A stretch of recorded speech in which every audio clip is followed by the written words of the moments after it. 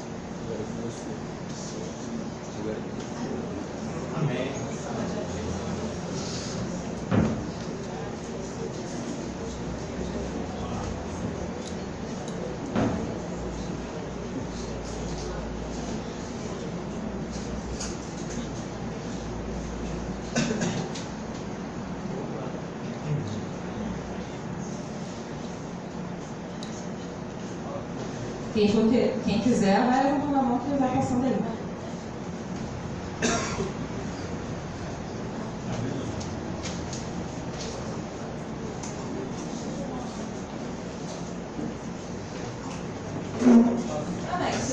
A gente está com problema ao abrir os arquivos, mas nós precisamos. Eu gostaria que a gente se colocasse agora em duplas ou em trios e que a gente fizesse um momento de oração pelos nossos irmãos por alguns motivos. A gente precisa orar para que os nossos irmãos que já são convertidos fiquem firmes no meio desse caos, dessas guerras, que eles possam receber bem os novos convertidos, porque muitas vezes o novo convertido ele era terrorista, e aí você fica com medo, né? Será que essa pessoa se converteu de verdade? Assim como Saulo, quando se converte, a igreja passa um tempo analisando ele com medo dele, porque ele perseguia os irmãos. Então isso acontece hoje, então nós vamos orar pelos nossos irmãos para que fiquem firmes, para que a igreja aceite e receba bem os novos convertidos e para que a igreja se expanda em nome de Jesus, mesmo no meio da tribulação, o evangelho possa continuar sendo pregado e nós possamos nos comprometer. Amém? Eu gostaria que nós, em duplas, em três, fizéssemos um momento de oração, um momento breve. Pode se levantar.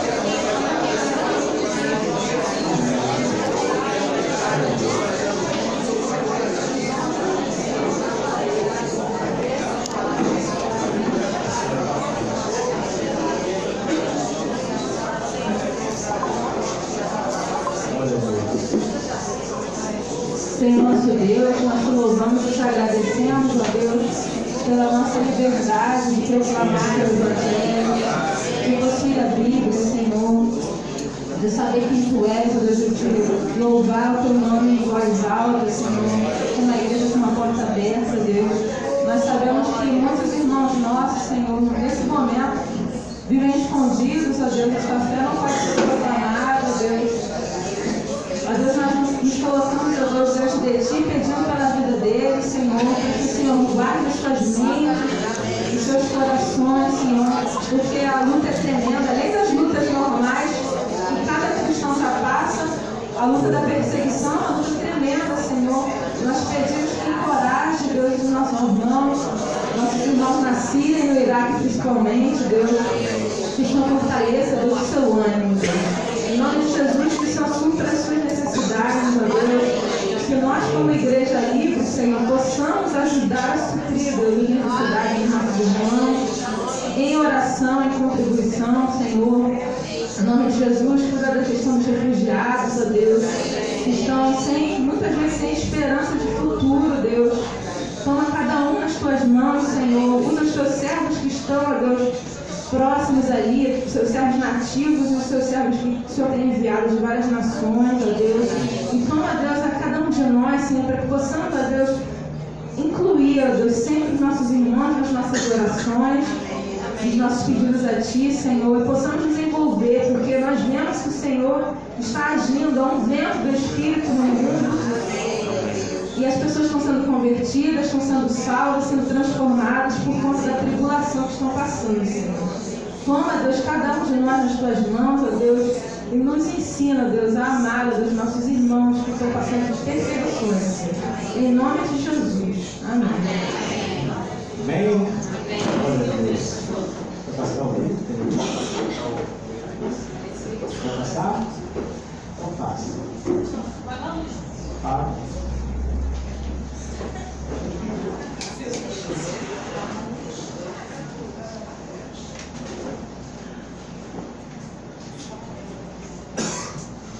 Tá sem som?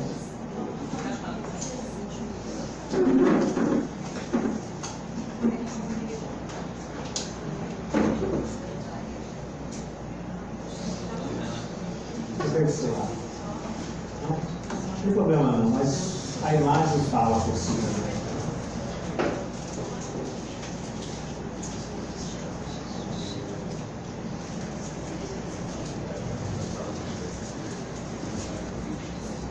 Essas não são cenas da guerra, não são nossos irmãos orando, clamando dentro desses países, pessoas que não têm fugido, né? Claro que a gente entende as pessoas que têm saído dos seus países, mas muitos têm continuado se reunindo de forma que não é segura, porque são perseguidos. E a gente precisa clamar por eles. Eles continuam de pé e muita gente tem se convertido, como eu já falei, né, como nós oramos. E a gente tem imagens do DIP que na semana passada a maioria das igrejas já fez, né? A gente tem imagens aí de como as igrejas no Brasil se mobilizaram. E a gente precisa também estar envolvido nisso, em oração, em contribuição.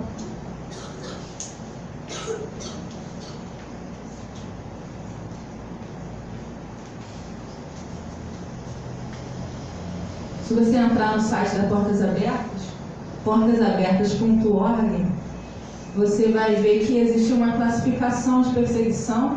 Esse é o pastor falou. For the time that they thought about us, they prayed for our church and for many abroad in the Middle East and especially Iraq and Syria. Aquele é o pastor que esteve aqui no Brasil falando.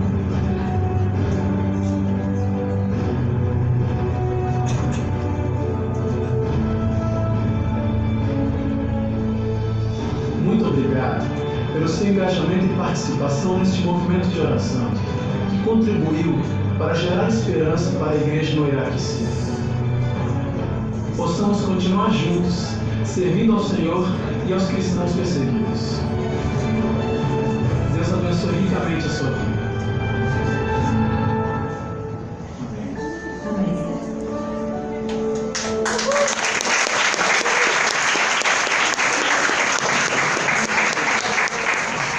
Para nós entendermos, é como se estivesse agradecendo a Deus, né? Se for uma coisa como aqui, palmas, mas essas palmas como se estivesse agradecendo a Deus pela força que Deus tem dado a esses cristãos que estão lá.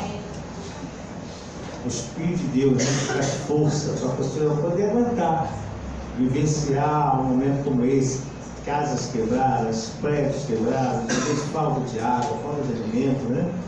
Mas graças a Deus, Deus também tem salvado pessoas nesses lugares, amém? Olha, Senhor, a gente precisa estar atento. Nós somos uma igreja missionária, viu, irmãos? Nós somos uma igreja que podemos dizer que somos uma igreja missionária, temos uma missão missionária, não estamos sozinhos, nós estamos unidos com algumas igrejas, né? Temos a responsabilidade no reino nesse lugar. Ontem nós tivemos olhando a questão do sítio, depois falo isso, e vimos ali uma necessidade evangelística. Às vezes as pessoas pensam só nos maiores centros. Eu, apesar que falo sempre, brinco com os irmãos, Canadá, mas a verdade, quando eu vejo uma necessidade no lugar que ninguém quer ir, é esse lugar que meu coração mais queima. E nós vimos ali, aqui pertinho, Rio de Janeiro, pessoas pedindo ajuda. Vão conosco, pastor. Precisamos de ajuda para ganhar esses jovens para Jesus. E quando você estava passando isso, eu estou pensando no poder de Deus. Quem sabe que se Deus este ano, né? Eu estou com algo que Deus já impulsionou no nosso coração. E quem sabe a gente não leva alguns jovens que amam fazer missões urbanas, a gente lá fazer essas missões urbanas e ganhar aqueles jovens para Jesus. Deus está nos dando um lugar para isso. E a gente depois vai comentando. Às vezes a gente pensa que é só os palácios. As pessoas querem sair para a Barra da Tijuca. Não tem nada contra a Barra, acho um lugar maravilhoso.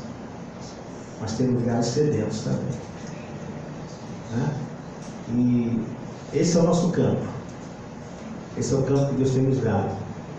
E nós vamos ganhar vidas para Jesus. Amém? Glória a Deus.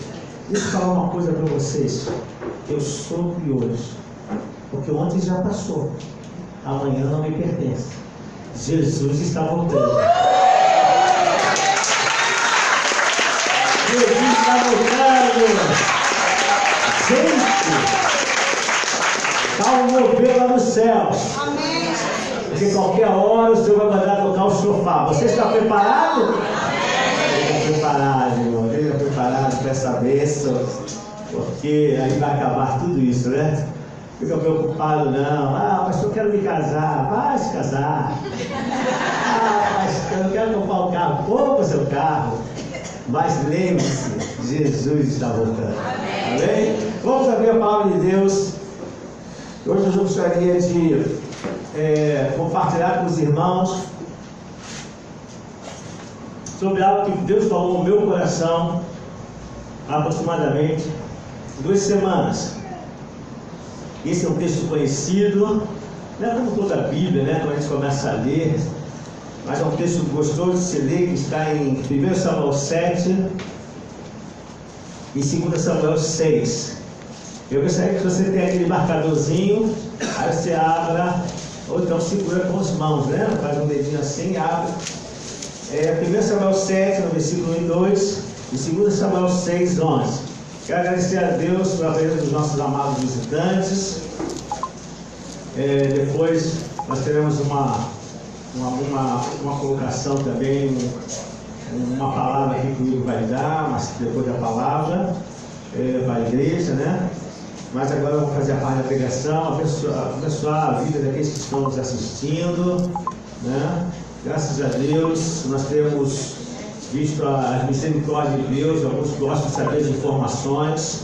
O pastor Davi teve uma operação abençoada. Tinha tanto anjo lá que eu até falei para os irmãos, né? Ele teve que pedir uma sala extra para botar anjo, né? Ele falou. Mas tem toda uma recuperação e ele, graças a Deus, tem se movimentado, né? Tem se movimentado, mas carece sempre das nossas intercessões, né, irmãos? Né? Para que ele possa ter. Qualquer dia ele está correndo lá na bicicleta, porque o pastor Davi também é de cavalo, ele gosta de cavalo, ele pode. Mas vamos estar orando por ele e por pessoas também. Nós temos alguns irmãos que vão se operar, né? A irmã Eli vai se operar em dia 10 da vista. Nós vamos estar orando depois da palavra, vamos estar orando pelos irmãos. E essa semana, eu não entendi. 2 testemunhos da vitória, é mesmo? Irmão, fica agora. Amados, eu vou ouvir o testemunho da vitória. Porque não tem jeito. Está a contar. Nós estamos olhando para a vitória terça, quarta. culto de milagre, na terça-feira, no domingo, a igreja orando, tem testemunho, eu quero ouvir. Bom dia, irmãos. Paz do Senhor. Todos sabem, né, que Vitória nasceu com ela na coluna, então esse líquido que corre na coluna dela podia causar hidrocefalia na cabeça e também a coluna atingiu a bexiga dela, né? A malformação que ela nasceu. Então, de 6 em 6 meses assim, ela faz exames da bexiga e da cabeça. E aí ela fez o exame da bexiga e o médico falou assim, me manda o resultado por e-mail. Aí eu mandei. Aí ele falou, olha, vem aqui, porque eu quero ver as imagens do exame, porque o laudo está falando que está atingindo a vesícula dela. Aí eu fui lá, ele viu a imagem, ele falou, não é nada. Ela não vai ter que tomar remédio nenhum.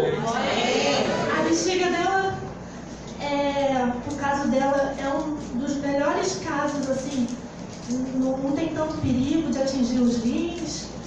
Então, você pode ficar tranquila que não atingiu a vesícula, tá tudo bem. Depois a gente repete o exame de novo para ir até prolongando, espaçando mais a passagem da sondinha para tirar o xixi. Então, graças a Deus, a bexiga dela está bem, não teve nenhum tipo de prejuízo, não atingiu a vesícula. Glória a Deus. E aí também fomos no neurologista, porque ele estava querendo fazer a operação para botar uma válvula na cabeça dela para drenar a água da hidrocefalia. Ele falou, olha, está suspensa a cirurgia.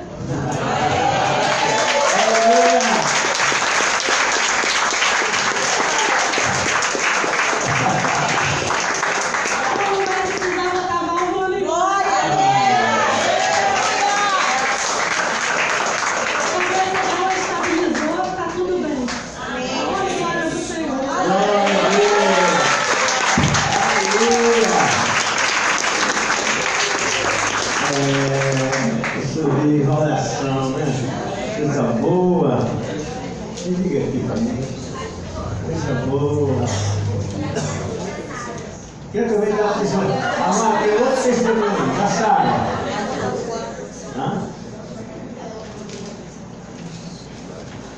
Amém. Tem lugar aqui, gente. Traz os nossos. Lugar aqui, ó. Fala Chamou a aí. igreja. Como a igreja sabe, né? A Sara nasceu com alguns problemas, né? Um atraso, né? Um retardo motor. E a gente estava com uma desconfiança de que a Sara tivesse autismo. Né? A gente levou ela no neurologista. O neuro descartou totalmente a possibilidade do autismo. O que a Sara tem é uma doença chamada, acho que é epífise neonatal o nome. Os neurônios dela não fazem as sinapses como deveria ser feita, né? Então por isso ela tem esse retardo todo. Mas como ela já andou muito antes do previsto, ele disse pra mim, não se preocupa que ela pode fazer 4 anos e não falar, mas eu não creio nisso. A Sara fez 3 anos essa semana, né, quarta-feira, e eu creio que ainda esse ano a Sara vai falar. E assim, ele sempre fala de sequelas, que ela corre risco de ter sequelas, mas que até 8 anos eu tenho que correr atrás de tudo. Mas eu creio que a minha filha não vai ter sequela nenhuma. E tudo isso foi causado por uma gripe que eu tive na gravidez. Esse vírus da gripe causou essa disfunção nos neurônios dela. Mas Deus, né, que é todo poderoso, pode regenerar qualquer neurônio. Então eu creio que a minha filha vai falar e ainda vai pegar aqui na frente. Amém! Eu estou falando glória a Deus! Já que está acontecendo, eu tenho que pegar, hein? Eu vou dar minha palavra. Mas Deus fez algo muito lindo na vida da nossa amada irmã Vilma. Fica só em pé, irmã Vilma. Irmã Vilma, domingo passado, né? Vem cá, que eu vou contar, porque se eu deixar ela contar, ela vai segurar o tempo. Vem cá, viu? Só pra gente se alegrar. Oh, Jesus. Por isso que eu amo o povo do Nordeste. É por isso que eu amo o povo do Nordeste. Você fala pouco. Brincadeira. É o seguinte, irmão, deixa eu falar. Ela, domingo passado, pela manhã, à noite? Não, de manhã. De manhã ou de noite? Pela manhã. Ela trouxe esses documentos, são processos, e um deles era da terça-feira passada. E ela precisava de oração porque estava muito complicado. E eu vou deixar ela falar, e eu vou montar um tempo. Cadê o microfone? Não, fala, que aí você fala. Eu vim só para enfatizar que a minha advogada, que ela não é evangélica, ela mandou uma mensagem, eu vim mostrar para o senhor. E qual foi a mensagem? Eu vou ver a mensagem então, o senhor. Ela não é evangélica, eles são de Manaus, é um processo. Mas se estiver fora do evangelho, você só fala que for normal, né? Não, assim. Quando a pessoa que não é evangélica, ela mandou uma mensagem dessa aqui, eu achei tremendo, né? Fala. Ela fala assim, bom dia, dona Vilma, a senhora já sabe da decisão do processo daqui de Manaus? Aí deu tudo certo, acabou o processo daqui, acabou, eu botou esses bonequinhos aqui. Isso é coisa. Aí fala só o português. A sua fé foi forte e poderosa. A justiça divina venceu. Amém. Olha aí, essa divina venceu. Porque quando no dia da quinta-feira eu fiquei de joelho em cima desse processo e mandando calasse a boca de todos do outro lado. Ela discorda aqui, não vai entender. Um dos processos era sobre o menino, né?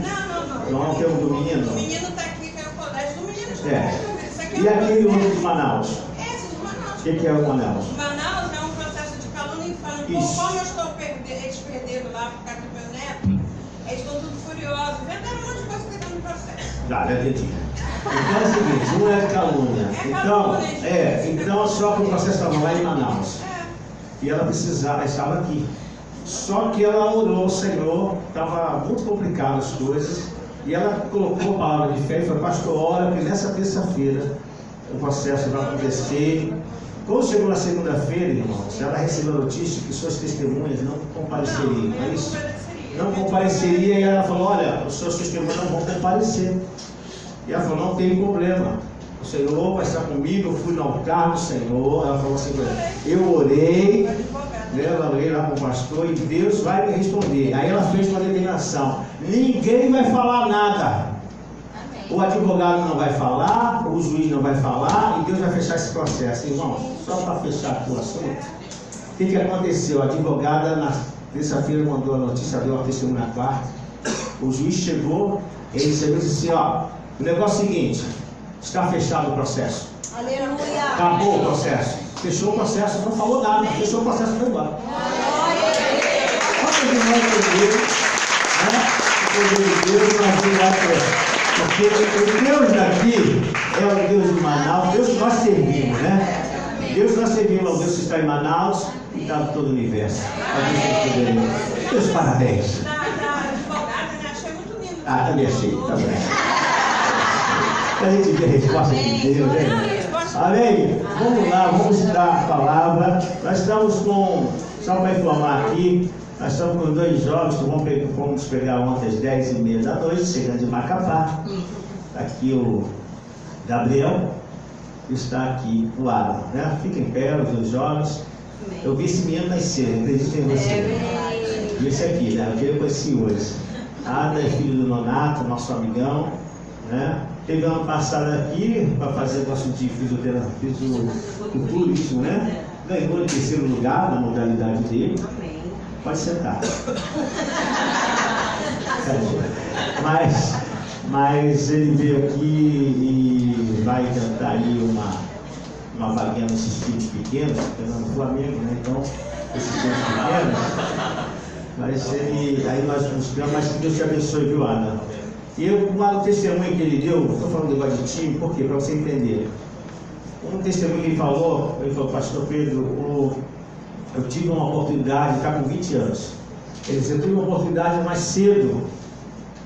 E um time aqui, carioca, tinha chamado ele. E a mãe dele disse, não vai. A Tânia, que eu conheço. E depois eles foram chamados para o Espírito Santo, né? Vitória, o time de Vitória. Chamou ele para jogar. A mãe disse, não vai. Aí depois outro time, aí, Paysandu, né? Também a mãe dele disse, não vai. E ele disse assim, pastor, eu agradeço a Deus pela decisão da minha mãe. Porque eu não estava preparado para sair de lá, porque eu estava rebelde, eu estava um pouquinho afastado, e certamente eu ia me afastar de Jesus. Então ele disse, minha mãe soube e sabia o que estava fazendo. Eu gostei de ouvir isso. Agora você já pode estar firmadinho. Eu falei, amanhã de manhã na igreja. Ok. Vamos buscar o Senhor, né? Vamos lá, deixa eu dar a palavra desta manhã. Como eu havia falado, o Senhor me incomodou através dessa palavra que está no textual de 1 Samuel 7, versículo 1 e 2, e 2 Samuel 6 e 11. E eu preparei essa mensagem, e para que a gente possa entender, né, eu botei assim o tema: qual a importância você tem dado à presença de Deus em sua vida? Porque foi isso que falou na hora que eu escutei esse versículo. E Deus me deu um comando, e aí eu vou passar para os irmãos. Vou informar os irmãos o que eu vou fazer. Mas quando eu faço alguma coisa e alguém sabe, fala, pastor, por que o Senhor nos falou? Porque eu queria também compartilhar nesse momento. Claro que isso você vai, depois da palavra, você vai ver se você quer fazer isto que eu vou fazer. Já fiz uma experiência nesses dias, estou vendo como é que é, e irei começar a partir de amanhã. Porque se nós começarmos amanhã, vai terminar no sábado. Aí no domingo a gente já está completado o que nós vamos fazer. Então vamos ler o texto. 1 Samuel 7, versículo 1. Ele vai falar aqui. Vieram, pois, os homens de Kiriat Jearim, tomaram a arca do Senhor e a levaram à casa de Abinadab, no outeiro, e consagraram a Eleazar, filho dele, para que guardasse a arca do Senhor. E desde o dia em que a arca ficou em Kiriat Jearim, passou-se muito tempo, chegando até 20 anos. Então toda a casa de Israel suspirou pelo Senhor. Em 2 Samuel 6, versículo 11.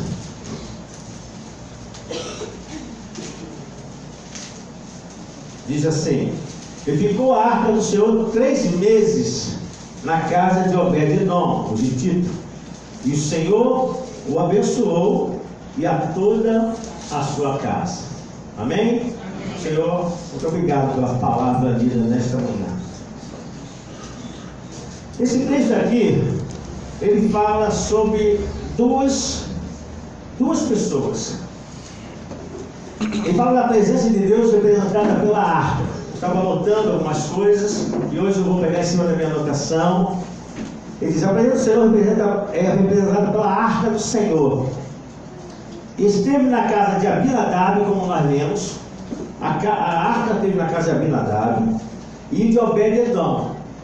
Mas eu faço uma pergunta: mas por que os resultados foram tão diferentes? Foi porque isso que quando eu vi essa palavra, estava sendo ministrado com essa palavra, eu falei, por que os resultados de Abinadab foi um e Obed-edom foi outro? Visto que a palavra de Deus vai dizer que na casa de Abinadab, levantando o sacerdote Eleazar, ele ali ficou 20 anos. E na casa de Obed-edom ficou quantos tempos? 3 meses. E a Bíblia vai falar que na casa de Obed-edom os resultados foram tremendos nesses 3 meses, a ponto que essa notícia chegou ao rei Davi. E aí, para isso, nós precisamos entender algumas coisas. Precisamos entender o que representa a arca do Senhor e como ela surgiu. Vamos para Êxodo 19, que aqueles que gostam, eu só vou dar referência, que não vou poder ficar lendo os textos todos. Mas em Êxodo 19, ela vai falar um pouco sobre Moisés, porque se vamos falar da arca e como ela surgiu, nós precisamos falar de Moisés. Então, esse homem foi usado por Deus para libertar o povo de Israel da escravidão do Egito. Ele foi levantado a isso. E nós sabemos que nessa parte, eu não vou ler não, só estou dando a referência, porque então, se eu ler tudo, o tempo não vai dar. Então, o que acontece? Nós sabemos que Moisés, não agora aquele menino, mas aquele que Deus levantou, havia passado com o povo de Israel e já estava do outro lado, e agora uma nova etapa com essa nação, com essa república, Moisés estava tendo algumas experiências além do mar ser aberto e ver os soldados, os carros de cavaleiro morrerem afogados. Agora eles estão tendo outra experiência daquilo que estão pedindo a Deus. Mas em Êxodo 19, Deus vai falar com Moisés no monte, vai começar a mostrar que Deus o chama para conversar. E eu acho isso muito bonito, porque eu começo a perceber em todos os trechos da Bíblia que o nosso Deus é um Deus de relacionamento. Deus gosta de se relacionar com o homem. Quando o homem pecou, o que Deus fez? O homem fugiu de Deus, mas Deus procurou o homem. E agora aqui nesse capítulo, Deus vai falar com Moisés no monte. E olha, ele diz aqui, no terceiro mês da saída dos filhos de Israel da terra do Egito, eles se acamparam em frente ao monte Sinai. E Moisés, por ordem de Deus, sobe para receber os comandos. Moisés não só subiu uma vez. Algumas vezes Deus chama Moisés para tratar com ele, para falar com ele e liberar comandos. Algumas ordens. E ele está tendo essa experiência com Deus. Claro que não, o povo não podia chegar, havia toda uma regra.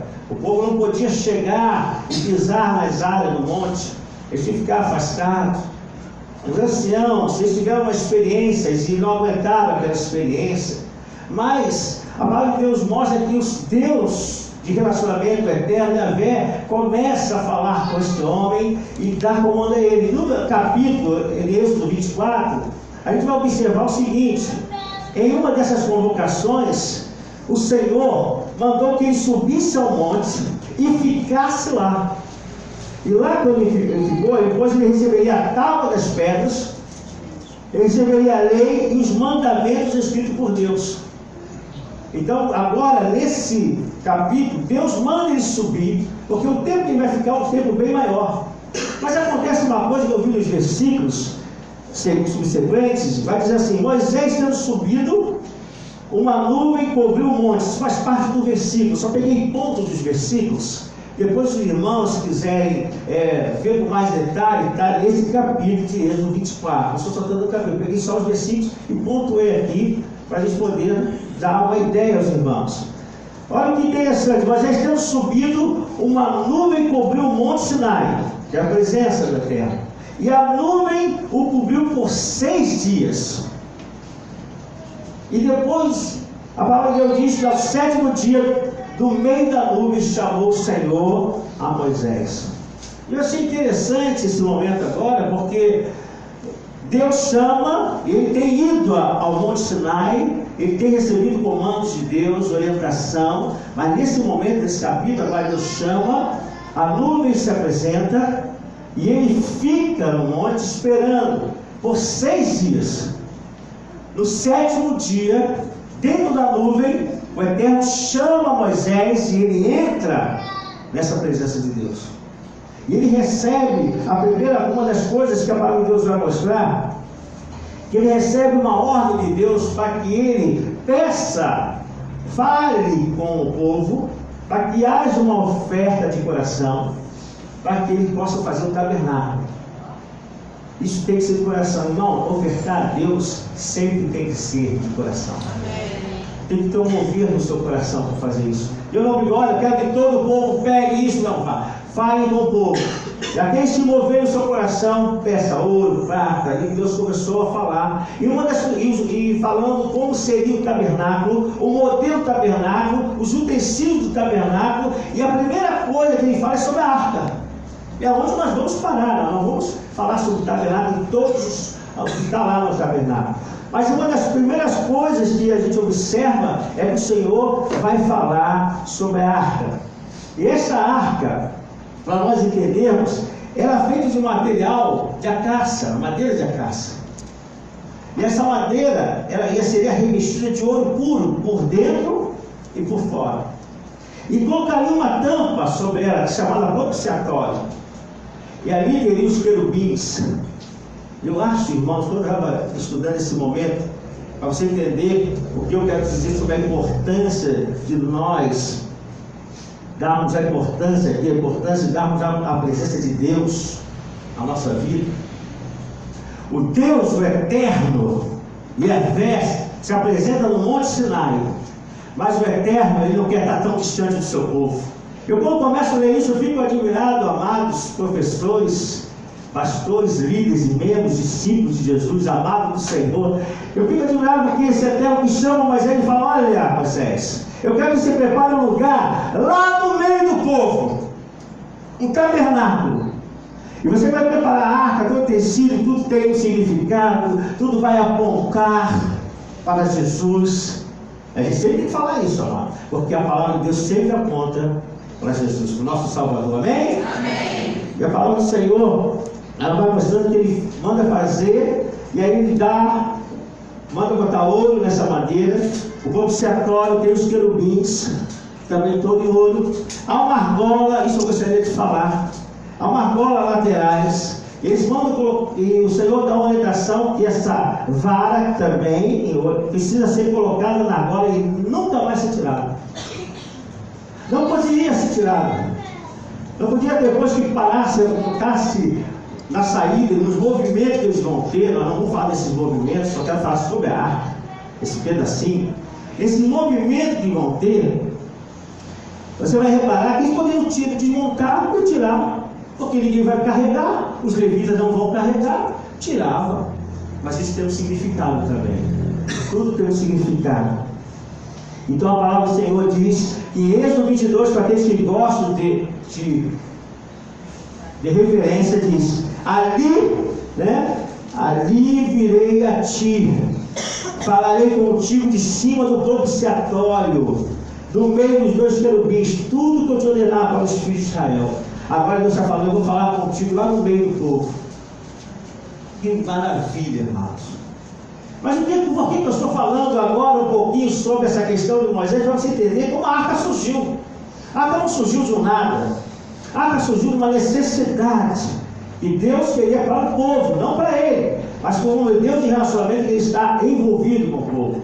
E Deus, a palavra de Deus diz que o Eterno, Ele dá as tábuas da lei. Só que ele demora 40 dias, eu preciso informar isso a você. Ele demora 40 dias e 40 noites nessa chamada ao monte.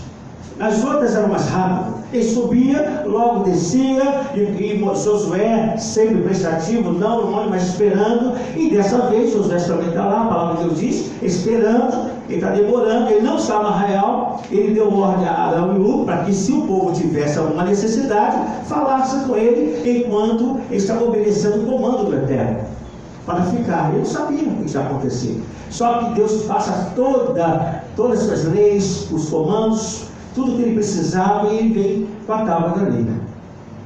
Só que nesse momento, o povo de Israel começa a sentir falta de Moisés. E diz que Moisés está demorando. Moisés está demorando, pode ter sido que ele morreu, ele já está com uma certa idade, não aguentou. Então, alguma ideia passou que ele não estava mais vivo. E eles pediram a Arão: olha aqui que eu quero falar. Quando eu estava estudando esse texto, eu comecei a observar uma coisa. Deus falou a Moisés, quando ele começa a falar do modelo do tabernáculo, que ele quer estar próximo ao povo, falando lá próximo, não mais só no monte, mas lá. Deus fala para o povo: olha, diz esse povo que haja mover no coração deles, e que eles entreguem ouro, entreguem prata, para que possa ser construído esse tabernáculo, e a maneira e o modelo que eu quero, porque isso tem uma representação. A madeira de acácia representa a humildade de Jesus, a humanidade de Jesus 100%. Mas o ouro representa a divindade de Jesus Cristo. Então tudo tem um sentido. Aquelas varas representam que Jesus, uma vez conosco, nunca mais Ele vai nos abandonar. Então tudo tem um... Estou sentindo a presença de Deus. Se me segurar agora. Então, o que acontece? A palavra de Deus diz que... Aí Ele diz, faz isso. Olha como, nesse momento, não está aqui na Bíblia, mas quando eu estava estudando, eu falei assim, olha aqui o que está acontecendo em contraponto. Agora o povo diz, olha, Moisés está morto. Vamos fazer alguma coisa que a gente possa adorar. Sabe o que eles pediram? O ouro. Justamente, eu estava estudando e falei, olha como o inimigo é sujo. Justamente aquilo que Deus estava dando comando, olha, peça, não é obrigado, não bota faca no pescoço do povo não. Porque graças a Deus, Deus não bota faca no pescoço dos seus filhos.